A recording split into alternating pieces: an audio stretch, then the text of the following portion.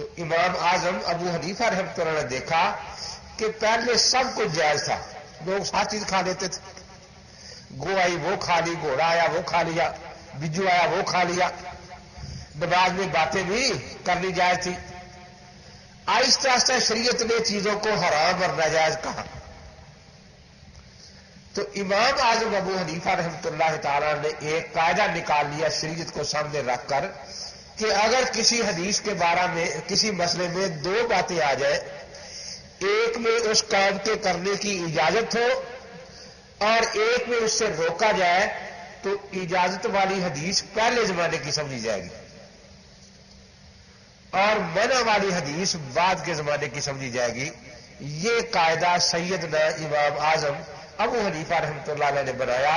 ایک تو پوری رفتار شریعت کے سامنے رکھی کہ پہلے سب کچھ جائز تھا، جوا بھی کھیل لیتے تھے، شراب بھی پی لیتے تھے، پھر آہستہ آہستہ بعد میں چیزیں بند ہوتی گئی نا۔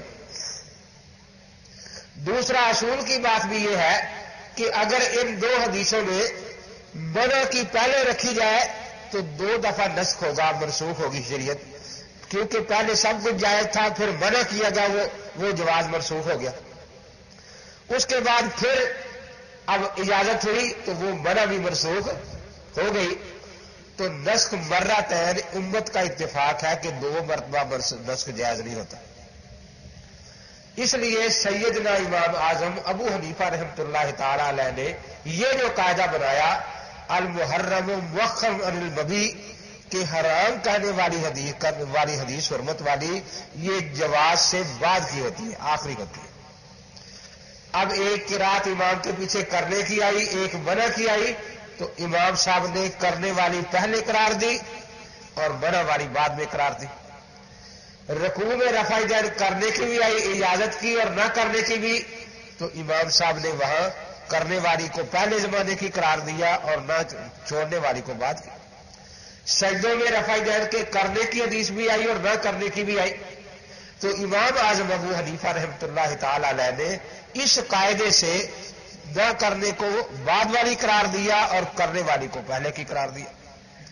تو چونکہ اجتہادی قاعدہ بھی دلیل شرعی ہے، اس لیے اس دلیل سے انہوں نے یہ ہمیں فیصلہ سنایا۔ اب نسخ کہتے ہیں کسی حکم کی مدت ختم ہو جائے، اس پر عمل باقی نہ رہے، لیکن ہمارے ہاں بعض فقہا یہاں نسخ کا لفظ لکھ دیتے ہیں، بعض راجع مرجوع کا لفظ دیتے ہیں تاکہ نبیوں کی شریعت میں ناسخ منسوخ کا لفظ رہے اور ائمہ کرام میں راجع مرجوع کا لفظ رہے۔ تو یہ چونکہ نسخ اجتہادی ہے، اجتہادی قاعدے سے، اب سیدنا امام شافعی رحمۃ اللہ تعالی علیہ کے سامنے بھی دونوں حدیثیں آئی،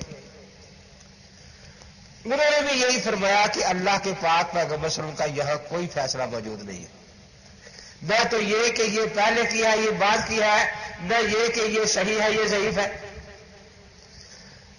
اب انہوں نے قاعدہ کیا بنایا کہ اگر ایک کام کے کرنے کی حدیث ہو، ایک کے چھوڑنے کی بھی ہو، تو کام کے کرنے پر ثواب ملا کرتا ہے اور چھوڑنے پر ثواب نہیں ملتا، تو دونوں حدیثوں میں سے اس حدیث پر عمل کرنا چاہیے جس پر ثواب ملے۔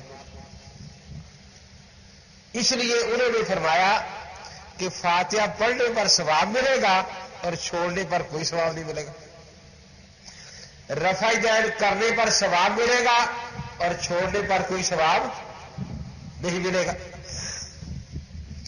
لیکن سیدنا امام اعظم ابو حنیفہ رحمۃ اللہ تعالی علیہ فرماتے ہیں کہ پہلی بات تو یہ کہ ثواب ملتا ہے اس رفع دین پر جو عبادت ہو، جو آج اس وقت ملتا ہی نہیں۔ جو رفع دین پہلے تکبیر تو ساتھ ثابت کرے نا، پھر ثواب نکالے اس کا۔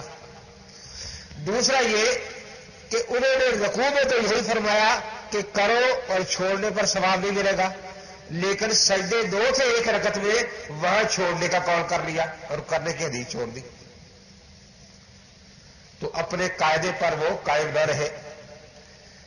پیچھے فاتحہ پڑھنے کا فتویٰ دیا، لیکن امام جو اگلی سورت 30 آیتوں کی پڑھ رہا ہے وہاں کہتے خاموش رہو۔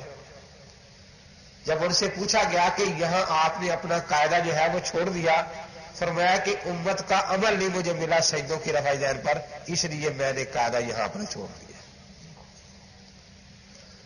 تو بہرحال امام اعظم ابو حنیفہ رحمۃ اللہ کا قاعدہ بھی میں نے آپ کے سامنے رکھ دیا، امام شافعی رحمۃ اللہ کا قاعدہ بھی رکھ دیا۔ غیر مقلدین کا سرے سے کوئی اصول فقہ ہے ہی نہیں، اس لیے بڑے پریشان ہیں بیچارے۔ تجلیات صفدر کے پہلے جلد میں ایک مضمون میرا چھپا ہوا ہے، گفتگو ہے ان کے ساتھ، کہ پہلے تو کہتے تھے صرف قرآن حدیث ماننا ہے اور کچھ نہیں، اہل حدیث کے دو اصول فرمانے خدا فرمانے رسول، دیواروں پر یہی لکھتے ہیں۔ اب ہم پوچھتے ہیں کہ جو تم کسی حدیث کو صحیح کہتے ہو کسی کو ضعیف کہتے ہو تو یہ دلیل سے کہتے ہو یا بغیر دلیل کے؟ کیونکہ تمہارے ہاں دلیل جو ہے وہ تو صرف اللہ کا فرمان ہے یا اللہ کے نبی پاک کا فرمان ہے۔ اللہ اور اللہ کے پاک پیغمبر نے کسی ایک حدیث کو بھی صحیح نہیں فرمایا اور نہ کسی ایک حدیث کو ضعیف فرمایا۔ اب یہ جو اصول ہے یہ تو محدثین نے اور فقہاء نے اپنی رائے اور اجتہاد سے بنایا ہے نا۔ تو پہلے تو یہ کہتے تھے ہم صرف قرآن حدیث مانتے ہیں، اب ملتان کی حد تک تو یہ ہے جب آتے ہیں نا تو پہلے بیٹھ کے کہتے ہیں خدا کی قسم ہم چاروں دیولے مانتے ہیں۔ پھر میں پوچھتا ہوں کہ اللہ تعالیٰ کا فرمان ہے لا تطع کل حلاف مہین، کمینے لوگوں کی قسموں کا اعتبار نہ کیا کرو۔ حنفی چار دلے مانے تو ان کو اہل حدیث نہیں کہتے، شافی چار دلے مانے تو ان کو اہل حدیث نہیں کہتے، مالکی چار دلے مانے تو ان کو اہل حدیث نہیں کہتے، حنبلی چار دلے مانے تو ان کو اہل حدیث نہیں کہتے۔ تم کیوں اہل حدیث کہلاتے ہو؟ اب جان چھڑانے کے لیے وہ کہنے لگے کہ ہم چار دلے مانتے ہیں، اجماع بھی قیاس بھی۔ اب اس پر جو میرا اگلا سوال ہوتا ہے اس سے پھر پریشان ہے بیچارے، کہ میں جیسے بتایا کہ اجتہاد تو قاعدوں کا نام ہوتا ہے نا، اصول فقہ کوئی قاعدے بنیں گے، تو جس طرح قادیانیوں کا کوئی اصول فقہ دنیا میں نہیں، غیر مقلدہ کو کوئی اصول فقہ دنیا میں نہیں۔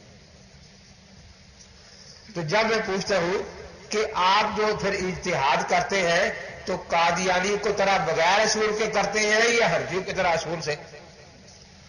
پھر تجلیات میں میں نے اپنی اصول فقہ کی ساری کتابیں سن وار لکھی ہے کہ اصول شاسی فلاں سن میں لکھی گئی، ہر صدی میں ہماری کتاب ملتی ہے اصول کی، آپ بھی ذرا اپنی کتاب دیں۔